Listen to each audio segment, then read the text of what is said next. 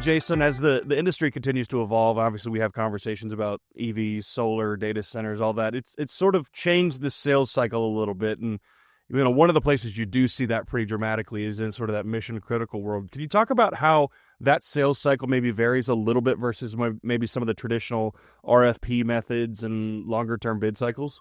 Yeah, and I would say, essentially the demand on mission critical work or data centers in general, the pre-lease, as far as potentially years before a data center is even built, they already have that particular data center already leased as far as the capacity that it can produce and the compute capacity that it can produce. So the sales cycle is generally very quick.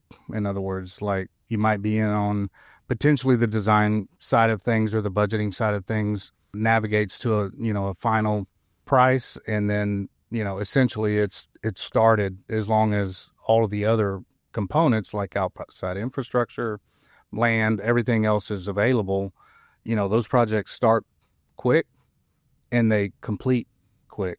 In other words, they want to get it open, and because it's already pre-leased. And so the leasing rates, percentages as it were, potentially, if it's not just an AWS data center or just a Meta data center or just a Google data center, to where it's a group. So there's basically leasing the data center compute capacity. Those percentages that are already pre-leased is so high that they almost can't build them fast enough.